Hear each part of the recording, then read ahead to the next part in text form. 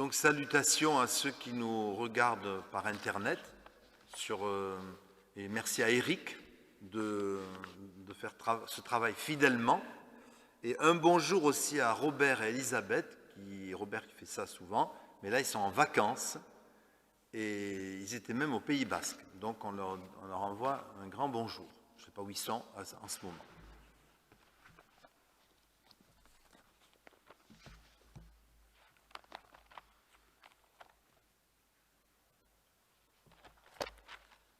Voilà, j'ai pensé, suite à diverses circonstances, que nous pourrions méditer un psaume paisible, très connu, le psaume 121, qui est un psaume qui montre l'accompagnement de Dieu sur nos chemins. Un psaume très classique, auquel je rajoute un extrait de l'évangile de Jean. Je vous invite à la prière. Oui, Seigneur, notre frère Benjamin a prié pour ces petites filles qui seront baptisées samedi prochain. Et nous, à notre tour, nous te prions que ta parole touche nos cœurs, nous touche nos enfants, nos familles et ce monde, parce que ta parole, c'est la vie et le salut. Amen. Psaume 121 pour les montées à Jérusalem. Je lève les yeux vers les montagnes. D'où me viendra le secours? Le secours me vient du Seigneur qui a créé le ciel et la terre. Il ne te laissera pas vaciller sur tes jambes. Celui qui te garde ne dort pas. Non, il ne sommeille ni ne dort, celui qui garde Israël. Le Seigneur te garde. Il est ton ombre à ta main droite. Pendant le jour, le soleil ne te frappera point, ni la lune pendant la nuit. Le Seigneur te gardera de tout mal, il gardera ta vie. Le Seigneur te gardera quand tu entreras, quand tu sortiras, dès maintenant et pour toujours. Et puis dans Jean, chapitre 14, un passage très connu, Jean 14, 1 à 7. Jésus leur dit que votre cœur ne soit pas troublé. Croyez en Dieu, croyez aussi en moi. Il y a beaucoup de demeures dans la maison de mon Père. Sinon, est-ce que je vous aurais dit que je m'en vais vous préparer une place? Si donc je m'en vais vous préparer une place, je reviendrai pour vous prendre auprès de moi, afin que là où je suis, vous y soyez vous aussi. Et du reste, où je vais, vous en connaissez le chemin. Mais Thomas lui dit, « Seigneur, nous ne savons pas où tu vas. Comment saurions-nous le chemin ?» Jésus lui dit, « C'est moi qui suis le chemin, la vérité et la vie. Personne ne vient au Père sinon par moi. Si vous me connaissez, vous connaîtrez aussi mon Père. Et dès maintenant, vous le connaissez et vous l'avez vu. » Jusqu'ici, la parole de Dieu.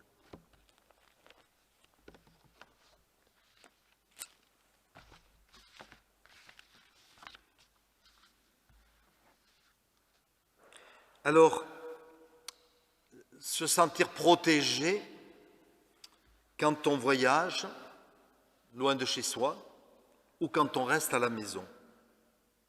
Une bonne protection. Suis-je en train de vous vendre un nouveau contrat d'assurance? Non, il y a eu des pasteurs assureurs, mais enfin, moi, ce n'est pas mon métier. Par contre, nous découvrirons un nom qui pourrait, d'ailleurs je crois que c'est le cas, convenir à une société d'assurance, et puis un personnage qui peut nous accompagner, un genre de coach. Alors, qu'est-ce que je veux dire par tout ça? Alors, d'abord, le psaume que je viens de lire, 121, vous savez qu'il est classé parmi les psaumes du pèlerinage. En effet, le pèlerinage est une vieille tradition de l'humanité. Les Juifs pieux devaient se rendre à Jérusalem au moins une fois par an, pour ceux qui le pouvaient en tout cas, afin d'offrir un sacrifice au temple de Jérusalem, où il y avait plein de prêtres qui, en permanence, offraient des sacrifices en réparation pour les péchés. Et c'était un événement, le pèlerinage personnel et collectif, très important. Encore aujourd'hui, dans le catholicisme, le pèlerinage compte beaucoup. Dans certaines traditions chrétiennes, pèlerinage à Rome, à Jérusalem, plus proche de nous à Lourdes ou à Saint-Jacques de Compostelle. Et d'ailleurs, nous recevons, nous, des pèlerins qui vont à Saint-Jacques. Alors cette phrase, je lève les yeux vers les montagnes, d'où me viendra le secours? Quand l'Israélite quittait Jérusalem et les remparts de cette belle ville, il voyait les monts de Judée. Au nord, il imaginait le mont Tabor, le mont Carmel. Au sud, le mont Sinaï. Autant de lieux extraordinaires, mais aussi, quand on quittait l'enceinte de cette ville bien protégée, de cette capitale, il y avait les risques du chemin. Et donc, on prenait son souffle avant de repartir et on disait, je regarde les montagnes et si j'ai un problème, qui va me secourir? Et la réponse, eh bien, nous l'entendrons dans un moment.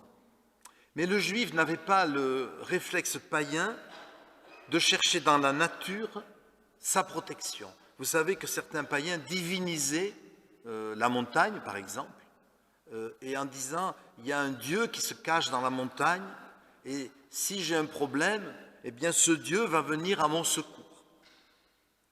Mais ça, ce n'est pas du tout dans la tradition biblique. Ce n'est pas la créature, la création, la montagne, la mer, les arbres, les plantes, ni même les personnes, mais c'est Dieu lui-même, le Créateur, que nous devons vénérer, et c'est lui seul qui peut me protéger. D'où la réponse, je lève les yeux vers les montagnes, d'où me viendra le secours? La réponse d'un juif fidèle et donc d'un chrétien fidèle, le secours me vient de Dieu, du Seigneur qui a créé le ciel et la terre. C'est lui et lui seul qui peut me garder. Donc, faisons attention de ne pas confondre, encore une fois, je le dis, créature, aussi belle, aussi formidable soit-elle, et créateur. Le créateur, c'est Dieu. Point final. Mais ce qui est mis en valeur dans ce psaume dont je voulais parler ce matin, c'est surtout la protection. Je relis. Dieu, le Créateur, ne te laissera pas vaciller sur tes jambes, parce qu'il ne dort pas. C'est rassurant de savoir que le vigile ne s'est pas endormi. C'est quand même mieux. Et il ne dort pas, celui qui garde Israël. Il gardera ton départ et ton arrivée. Donc, ça, c'est la protection que Dieu nous accorde. Alors, il me semble que chaque fois que nous faisons, par exemple, un voyage, au près comme au loin, eh bien, quand nous arrivons chez nous, si nous sommes des bons chrétiens, j'ai envie de dire, on devrait quand même avoir le réflexe, au moins de remercier Dieu de nous avoir protégés. Parce que nous pensons que Dieu nous protège, peut nous garder. Et donc, c'est élémentaire, c'est un élément de piété. Pensez à remercier Dieu pour la protection qu'il nous a accordée. De même, quand on reçoit son bulletin de salaire, ou son salaire d'une manière ou d'une autre, on devrait remercier Dieu, parce que c'est lui l'auteur de tout bien, de dire, tu ne m'as pas laissé tomber, je te remercie. Alors certes, ça ne veut pas dire qu'on n'aura pas d'accident un jour, qu'on n'a pas d'épreuves, mais les épreuves, aussi dures soient-elles, pour le vrai croyant, ne remettent pas en question la protection divine. Et c'est là qu'on voit d'ailleurs le vrai croyant, malgré ses épreuves, continuera à dire, bon, certes, j'ai vécu cette période troublée, mais Dieu, pour moi, reste bon et fidèle. Et ça, c'est un grand critère. Parce qu'au fond de nous, nous savons que rien ne remet en question fondamentalement la fidélité et même l'amour de Dieu pour nous. Alors voilà le nom de l'assurance maintenant que je vous révèle. Qu'est-ce que c'est cette protection? Eh bien, c'est ce qu'on appelle la providence. C'est un joli mot, trop oublié aujourd'hui. Providence, ça vient du verbe pourvoir, Dieu qui pourvoit, c'est ça la providence, qui pourvoit à mes besoins. Et je dois le croire, que la providence, ce n'est pas une nouvelle divinité, hein, c'est Dieu qui pourvoit à mes besoins. Calvin aimait beaucoup ce mot qu'il emploie très souvent, la providence divine, au point même qu'il en fait une doctrine. La doctrine de la providence, c'est très important pour lui, afin, dit-il, là, bon, j'anticipe un peu ma prédication, que nous ne soyons pas hésitants, que nous ne doutions pas que Dieu est vraiment miséricordieux pour nous. Donc, nous devons avoir dans notre cœur la doctrine de la providence, croire que Dieu cherche à nous protéger. Et alors, puisqu'on a cette doctrine, eh bien, nous ne devons pas hésiter à prier pour nos besoins. Alors on va dire, oui, mais la santé avant tout. Je suis d'accord. Nous prions d'abord parce que ça c'est vital pour la santé, mais pas uniquement. Après tout, nous pouvons prier pour des besoins qui vont paraître peu spirituels, mais qui sont quand même importants pour ceux qui sont dans le besoin. Par exemple, un travail, qui va dire que ce n'est pas important, un toit, mais aussi, pourquoi pas, besoin de changer de voiture, besoin de refaire sa salle de bain, d'appeler un plombier et de pouvoir le payer, que sais-je. Ça vous étonne peut-être, mes frères et sœurs, eh bien, Dieu connaît nos besoins et nous ne devons pas prendre un prétexte faussement spirituel en disant non, je ne prie pas pour ces choses, ça c'est vraiment trop matériel.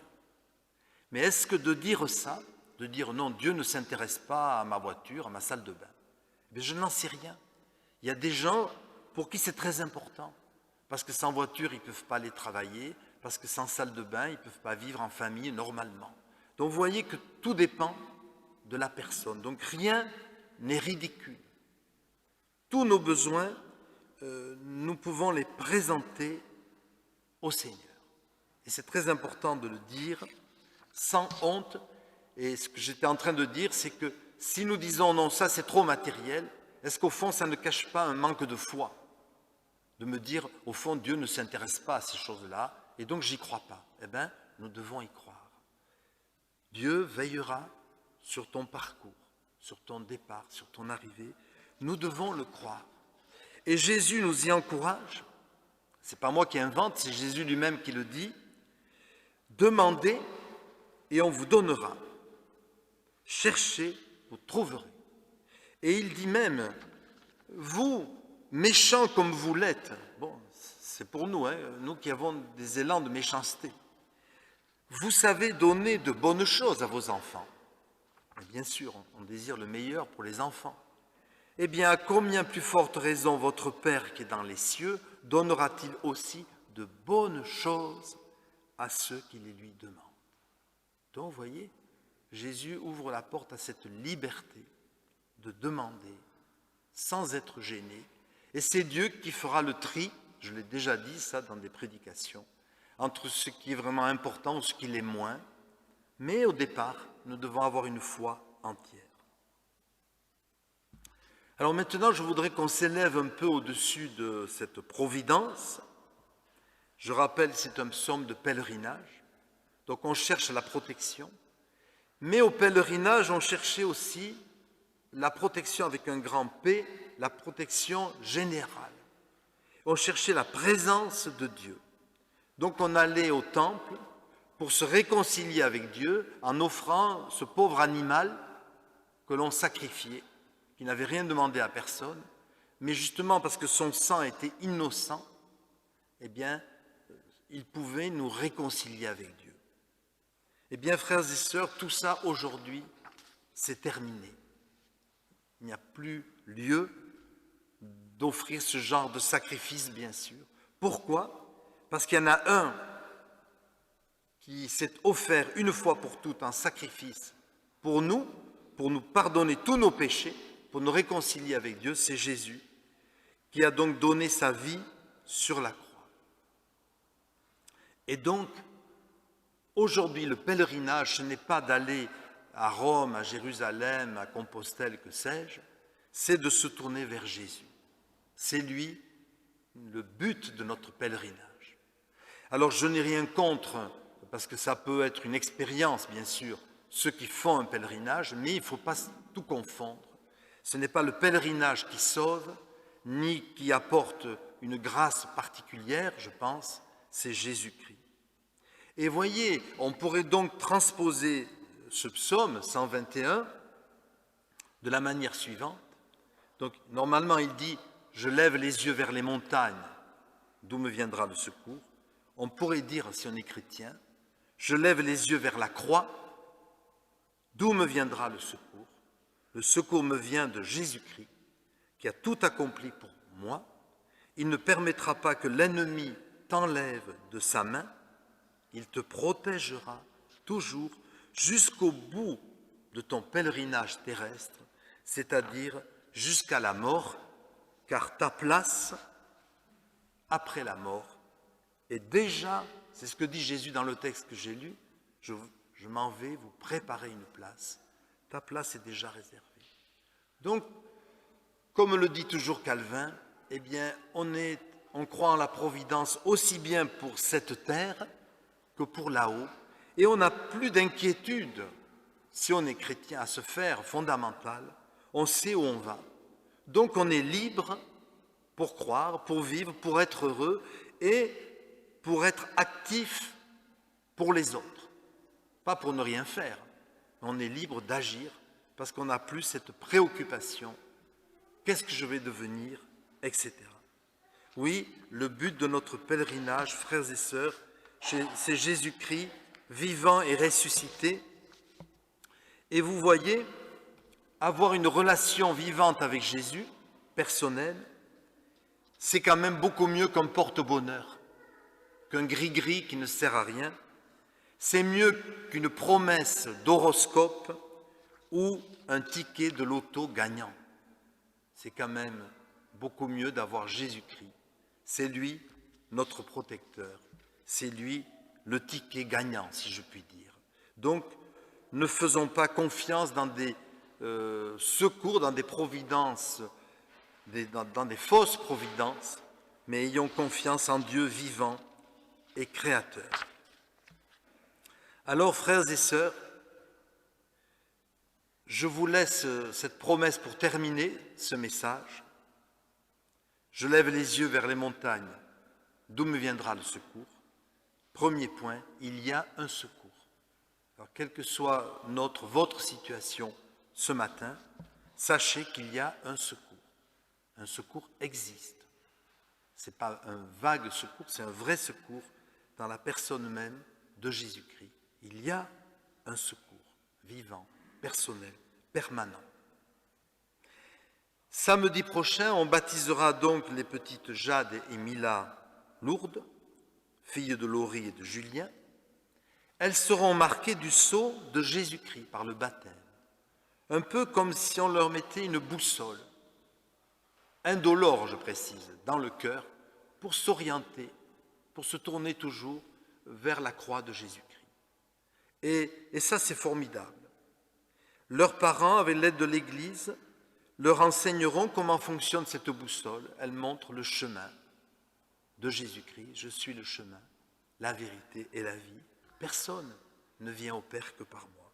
Donc, ce sera pour elles, ça, le sens de leur baptême, comme ça l'a été dimanche dernier pour Benjamin, comme ça doit l'être pour chacun d'entre nous.